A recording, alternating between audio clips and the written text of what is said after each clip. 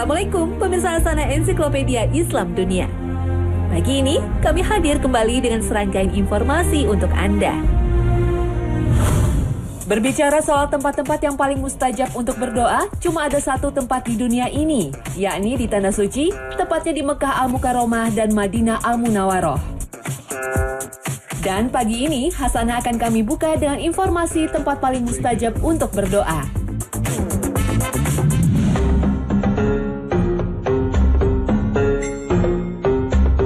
Yang pertama adalah Masjidil Haram. Secara umum, seluruh tempat di Masjidil Haram adalah mustajab, karena pahala beribadah di masjid ini sangat besar. Namun, beberapa tempat yang secara khusus dalam Al-Quran dan hadis disebut-sebut sebagai tempat mustajab untuk berdoa adalah Multazam. Multazam adalah tempat di antara pintu Ka'bah dan Hajar Aswad. Tempat inilah yang dinyatakan Rasulullah sebagai tempat yang paling mustajab untuk berdoa. Dalam sebuah hadis Rasulullah bersabda, Multazam adalah tempat doa yang mustajab. Tidak seorang pun hamba Allah yang berdoa di tempat ini tanpa terkabul doanya.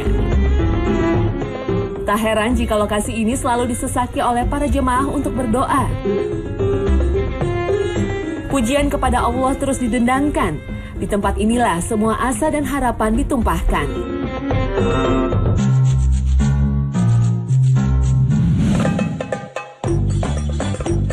Tempat berikutnya adalah Hijr Ismail. Hijr Ismail adalah bangunan terbuka berbentuk setengah lingkaran yang berada di sebelah sisi barat Ka'bah. Disebut sebagai Hijr Ismail karena merupakan tempat berteduh Nabi Ismail dan Siti Hajar. Menurut salah satu riwayat, Nabi Ismail konon juga dikuburkan di Hijr Ismail. Wallahu a'lam. Hijr Ismail juga merupakan salah satu tempat mustajab untuk berdoa. Jika Anda ingin sholat di dalam Ka'bah, cukup sholat di Hijr Ismail. Seperti sabda Rasulullah ketika Aisyah, istri Nabi, minta izin kepada Rasulullah untuk masuk ke dalam Ka'bah untuk melakukan sholat. Maka Rasulullah pun membawa Aisyah ke Hijr Ismail. Tempat mustajab berikutnya adalah Maqam Ibrahim. Maqam berarti tempat pijakan. Maqam Ibrahim adalah batu yang dipergunakan Nabi Ibrahim alaihissalam ketika membangun Ka'bah. Menurut salah satu riwayat, batu ini merupakan batu yang turun dari surga, seperti halnya Hajar Aswad. Pada batu ini terdapat bekas telapak kaki Nabi Ibrahim alaihissalam.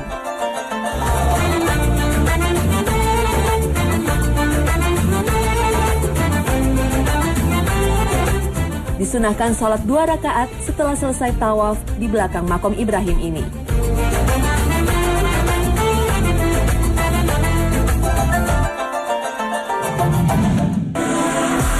Selain beberapa tempat yang tadi, ada juga lokasi haji yang juga menjadi tempat berdoa yang mustajab. Inilah Jabal Rahmah di Padang Arafah.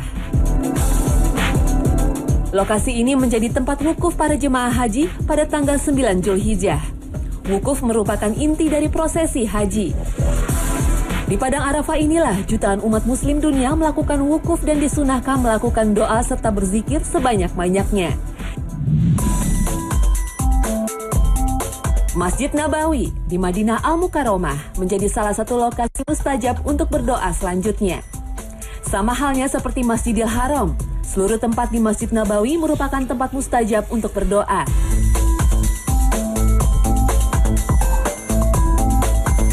Namun demikian ada juga tempat yang secara khusus disebutkan dalam hadis bahwa Raudhah merupakan tempat paling mustajab di dalam Masjid Nabawi. Raudhah yang berarti taman surga terletak di antara mimbar dengan makam Rasulullah. Lokasi yang berukuran 22 kali 15 meter ini dibedakan dari sekelilingnya dengan warna karpet. Raudhah memiliki warna karpet hijau keputihan, sedangkan karpet sekitarnya berwarna merah. Banyak para jemaah muslim di dunia melakukan doa-doa yang dipanjatkan dari Raudhah ini. Karena diyakini setiap doa yang dipanjatkan akan dikabulkan oleh Allah Subhanahu wa Ta'ala. Hal ini seperti disebutkan dalam sebuah hadis Rasulullah Shallallahu Alaihi Wasallam.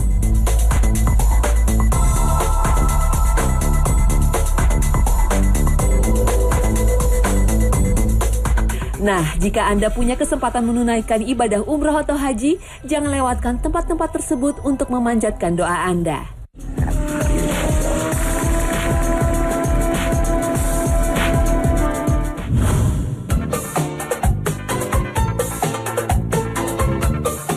Masjid pertama yang memiliki keutamaan jika sholat di dalamnya adalah Masjidil Haram di Makkah. Yang dimaksud haram adalah suci. Kesucian Masjidil Haram atau wilayah haram di Makkah sesuai dengan permintaan Nabi Ibrahim kepada Allah Subhanahu wa Ta'ala. Adapun keutamaan sholat di Masjid Haram berdasarkan hadis Nabi SAW yang menyebutkan sholat di masjidku lebih baik 1000 kali dari sholat di tempat lain. Dan sholat di Masjid Haram lebih baik 100 kali dari sholat di masjidku atau Masjid Nabawi.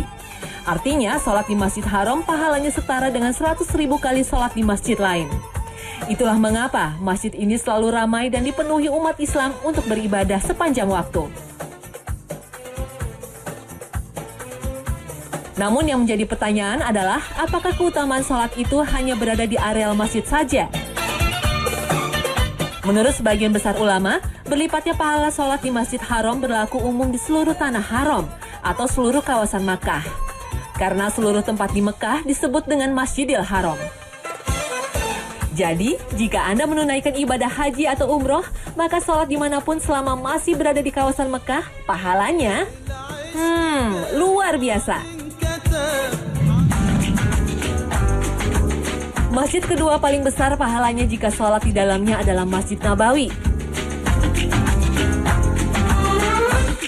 Keutamaan sholat di Masjid Nabawi berdasarkan hadis Nabi yang menyebutkan sholat di masjidku ini lebih baik daripada 1000 sholat di masjid lain kecuali Masjidil Haram.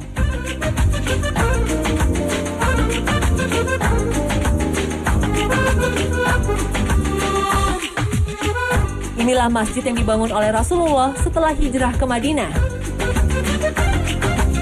Selain terdapat makam Rasulullah dan 2 sahabatnya, Abu Bakar dan Umar, di dalam Masjid Nabawi terdapat tempat yang mulia, seperti Raudhah yang berarti taman. Posisinya terletak antara mimbar dan makam Nabi. Di tempat inilah, dulu Nabi dan para sahabatnya beribadah serta tempat turunnya wahyu.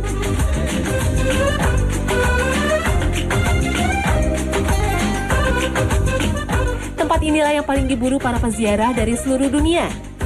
Ini berdasarkan hadis Nabi yang menyebutkan antara rumahku dengan mimbarku adalah Raudhah di antara taman-taman surga.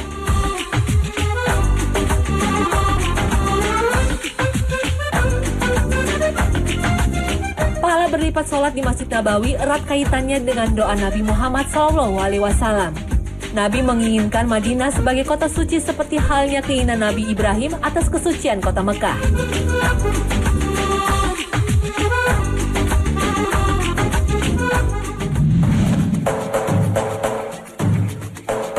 Masjid ketiga yang paling besar pahalanya jika sholat di dalamnya adalah Masjid Al-Aqsa. Ini berdasarkan hadis Nabi yang menyebutkan tempat tujuan yang paling mulia dalam berpergian hanyalah 3 masjid. Masjid Haram, Masjid Nabawi, dan Masjid Al-Aqsa. Sebuah riwayat menyebutkan pahala sholat di Masjid Al-Aqsa 500 kali dari masjid lain. Lalu yang manakah sebenarnya Masjidil Aqsa yang dimaksud? Inikah? Atau yang ini? Atau malah keduanya? Sebagian besar ulama justru menyebutkan Masjid Al-Aqsa adalah sebutan komplek Al-Aqsa keseluruhan yang dibatasi dinding, termasuk di dalamnya Masjid Kubah Safroh atau Kubah Kuning dan Masjid Umar, serta seluruh bangunan di dalamnya. Wow, cukup luas ya. Masjid Al-Aqsa memang istimewa. Selain pernah menjadi kiblat pertama kaum muslimin sebelum Ka'bah, Masjid Al-Aqsa merupakan masjid kedua di muka bumi yang dibangun manusia setelah Masjidil Haram. Pemirsa Hasanah, jangan kemana-mana, karena selanjutnya akan kami hadirkan mukjizat selamatnya bangunan-bangunan masjid dari musibah dan bencana alam.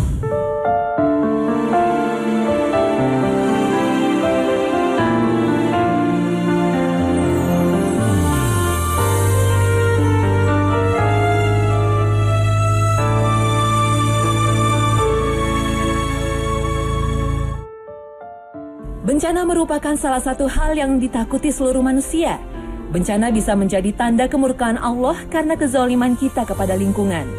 Tetapi di balik bencana yang diturunkan, Allah Subhanahu wa Ta'ala masih menunjukkan keagungan, kekuasaan, dan pengampunannya. Kebesaran Allah Subhanahu wa Ta'ala pernah ditunjukkan melalui sebuah masjid, rumah Allah, rumah ibadah, dan tempat yang dimuliakan oleh seluruh umat muslim. Disinilah salah satu tempat Allah Subhanahu wa Ta'ala menunjukkan kekuasaan pengampunannya di tengah-tengah bencana. Dan berikut adalah beberapa masjid yang terlindungi dari bencana yang terjadi di Indonesia dan beberapa negara di dunia.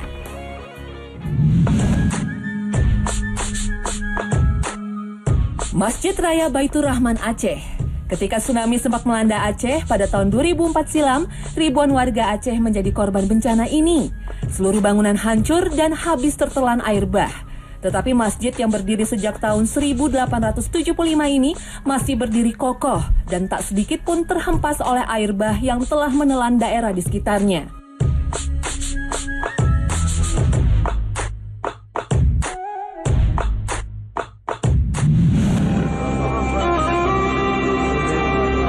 Kejadian serupa juga terjadi pada Masjid Jabalur Rahman, Dusun Pasapuat, Desa Simanganyak, Kecamatan Pagai Utara, Kepulauan Mentawai. Gelombang tsunami yang melanda sesaat setelah gempa berkekuatan 7,2 skala Richter pada Oktober 2010 silam di Mentawai telah menelan puluhan korban jiwa. Air bah setinggi 2 meter menelan ratusan rumah penduduk di kepulauan tersebut. Tercatat 50 orang selamat yang mengungsi ke dalam masjid ketika tsunami terjadi.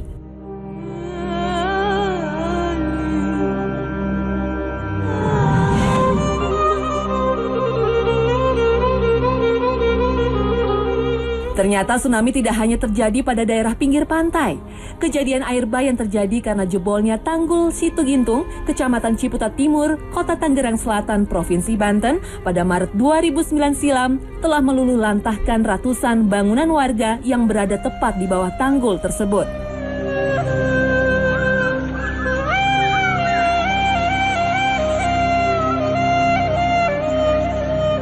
Tercatat 34 warga meninggal dunia akibat bencana tsunami kecil ini. Tetapi Masjid Al-Barkah yang berdiri tepat di tengah pemukiman tersebut selamat dari hempasan air bah yang mengalir deras.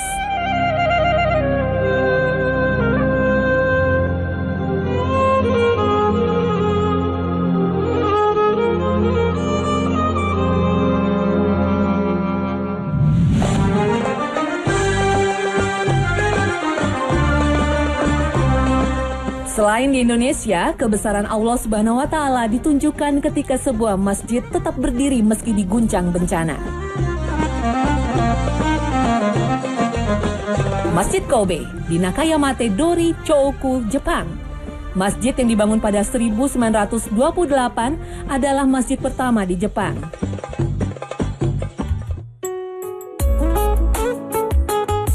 Nama Kobe jika diartikan dalam bahasa Jepang adalah pintu gerbang Tuhan. Masjid tertua di Jepang ini selamat dari serangan bom atom yang dijatuhkan pesawat bomber B-29 milik Amerika di kota Hiroshima dan Nagasaki pada Perang Dunia Kedua tahun 1945.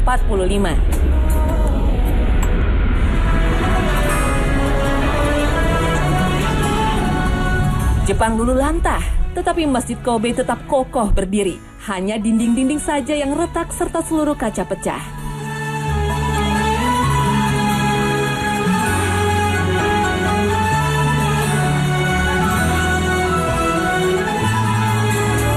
Pada tahun 1995, Masjid Kobe kembali diuji ketahanannya.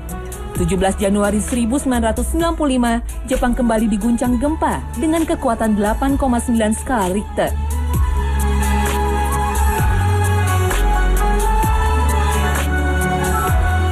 Gempa yang berlangsung selama 20 detik ini tercatat paling banyak memakan korban selama sejarah bencana gempa yang pernah terjadi di Jepang. Gempa ini adalah gempa terburuk kedua yang pernah Jepang alami pada tahun 1923, tetapi Masjid Kobe masih tetap berdiri utuh dan kokoh. Sampai saat ini, pelancong dari luar Jepang menyempatkan diri untuk singgah di masjid bersejarah.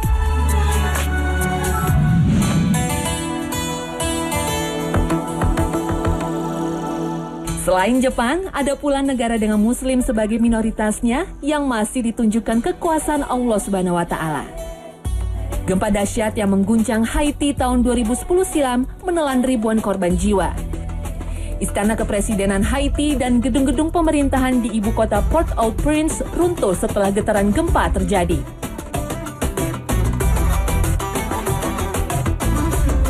Namun, tidak sama dengan yang terjadi pada sebuah masjid yang bernama At-Tauhid. Masjid ini berdiri kokoh dan menjadi tempat penampungan para korban gempa, baik yang muslim ataupun non-muslim.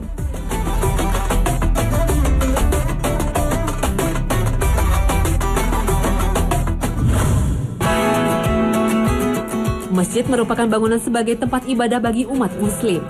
Umumnya, bangunan utama Masjid Indonesia memiliki kubah berbentuk setengah lingkaran. Tetapi berbeda dengan beberapa masjid unik yang akan menjadi sajian khasanah pagi ini. Masjid Nurul Yakin atau Masjid Pintu Seribu. Masjid Pintu Seribu yang berlokasi di Jalan Kedaung Barat, Cisadane, Tangerang, Banten ini tidak menawarkan sebuah bangunan dengan arsitek hebat dan mewah yang bisa dikagumi secara fisik. Tetapi masjid ini dipercaya mampu memberikan perjalanan dan pengalaman batin atau wisata spiritual yang sulit didapatkan di lokasi lain. Masjid Pintu Seribu berdiri di atas lahan sekitar 1 hektar persegi. Masjid yang dibangun tanpa menggunakan gambar rancang ini berdiri pada sekitar tahun 1978. Dari sisi luar, bangunan masjid ini tampak seperti benteng besar, dihiasi dengan banyaknya pintu lorong gelap dan sempit yang menyerupai labirin. Tak ada kubah seperti lazimnya, yang ada hanya pilar-pilar tembok dilapisi keramik memanjang menyerupai benteng. Masjid Pintu Seribu memiliki ruang bawah tanah. Ruangan ini difungsikan sebagai tempat untuk berzikir. Tempat ini dapat disaksikan sebuah tasbih super besar yang terbuat dari kayu. Ketika berada di ruang bawah tanah, pemandu sengaja mematikan lampu dan mengajak pengunjung untuk melakukan doa bersama. Dengan begitu kita akan membayangkan saat-saat di alam kubur yang begitu pengap, gelap, dan sempit.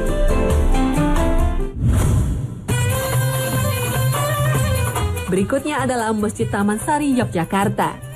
Masjid Taman Sari berada dalam satu kawasan dengan situs Taman Sari, Kesultanan Ngayogyakarta, Hadiningrat. Masjid unik ini menyimpan banyak sejarah, bangunan yang unik dan penuh kesyahduan. Sesuai dengan namanya, masjid ini berada di bawah tanah. Agar bisa sampai ke lokasi masjid ini harus melewati puluhan anak tangga dan lorong panjang. Keunikan masjid ini adalah bentuknya yang berbeda dengan masjid pada umumnya. Masjid bawah tanah Taman Sari, Yogyakarta ini memiliki 2 lantai dan melingkar. Bentuk masjid yang melingkar membuat suara bergema hingga tidak memerlukan pengeras suara yang memang belum ada ketika masa itu. Sementara lantai bawah digunakan untuk pria dan lantai atas digunakan oleh wanita untuk beribadah. Di setiap lantainya pun terdapat lubang-lubang sebagai tempat berdirinya imam masjid. Di tengah bangunan terdapat tangga untuk naik ke lantai 2. Tangga ini berjumlah 5 yang mengartikan jumlah waktu sholat umat Islam. Sementara di bawah tangganya terdapat kolam yang dulu digunakan untuk berwudu. Namun kini kolam tersebut tidak lagi terisi air.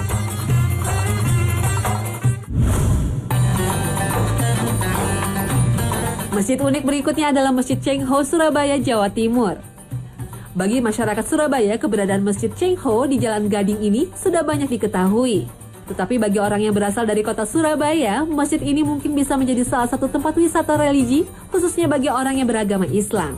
Bangunan masjid ini mirip kelenteng atau rumah ibadah umat Tridharma. Bangunan gedung didominasi warna merah, hijau, dan kuning. Ornamen Tiongkok lama sangat kental terasa di sini.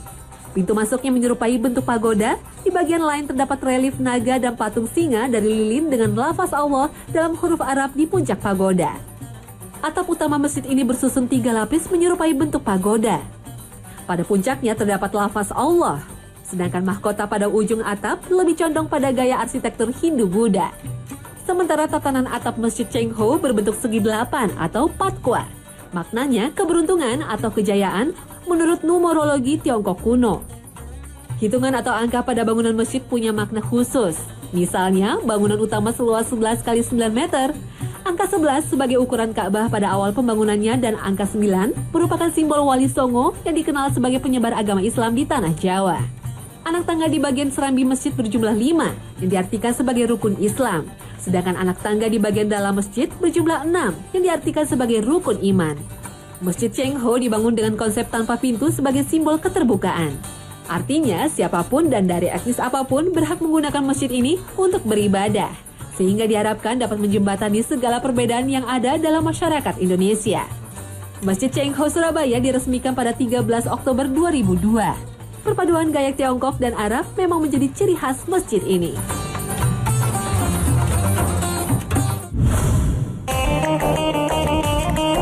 Masjid unik berikutnya adalah Masjid Dian Al-Mahri atau yang lebih dikenal dengan Masjid Kuba Mas di Jalan Maruyung Raya, Kecamatan Limo, Kota Depok. Masjid ini resmi dibuka untuk umum pada tanggal 31 Desember 2006. Bangunan masjid menempati luas area sebesar sekitar 8.000 meter persegi. Masjid ini sendiri dapat menampung sekitar kurang lebih 20.000 jemaah. Kawasan masjid ini sering disebut sebagai kawasan masjid termegah di Asia Tenggara.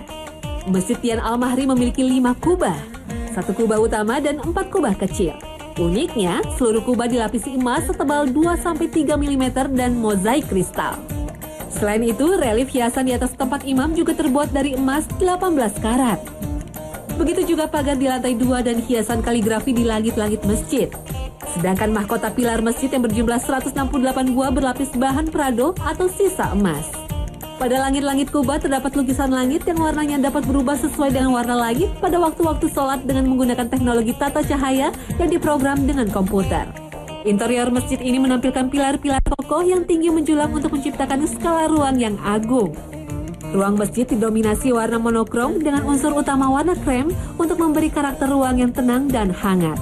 Materialnya terbuat dari bahan marmer yang diimpor dari Turki dan Italia.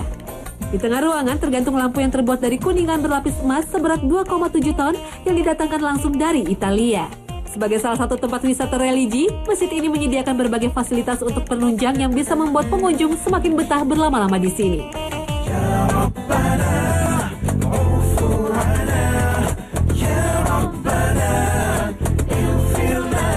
Nah pemirsa, berakhir sudah kebersamaan kita pagi ini. Jangan lewatkan tayangan Hasanah esok hari yang tentunya hadir dengan tema yang lebih menarik.